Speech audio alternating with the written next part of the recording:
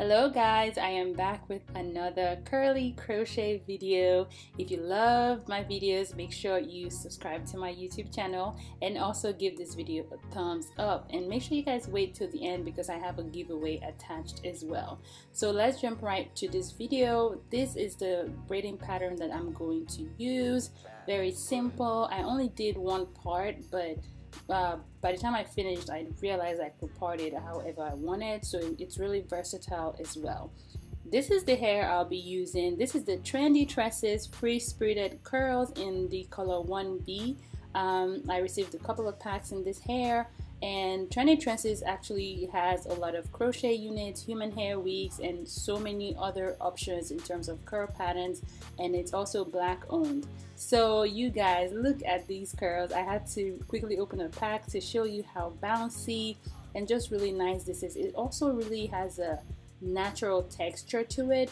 And just to show you guys quickly how to separate, make sure when you're separating you do that in one swift move, like so. That way you're not getting any tangling, and you can also, divide this hair in multiple parts, so you can do that one strand in like 5 different parts and you still get some definition in the curls.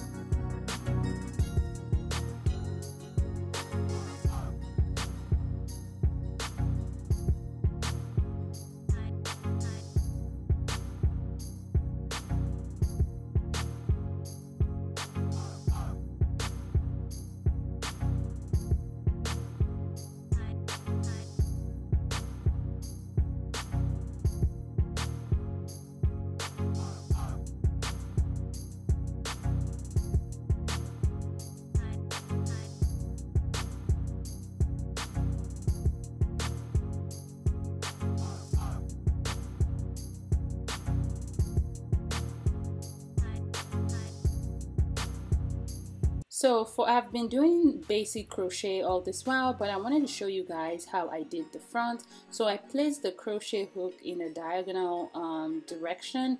That way when I pull the hair through and I do some sort of invisible, so invisible meaning you only pull one strand through the knot. So you only use one strand to knot it, and then you just secure it like that. Then you have one strand in front that gives you that very natural looking edge. So that's what I did for the edges, and I wanted to show you guys. And I also repeated that illusion crochet in my part. That way the hair, like the knots, are not showing as much. So this is basically basic crochet that I did, but the illusion part, keep watching and hopefully you see how I did that as well.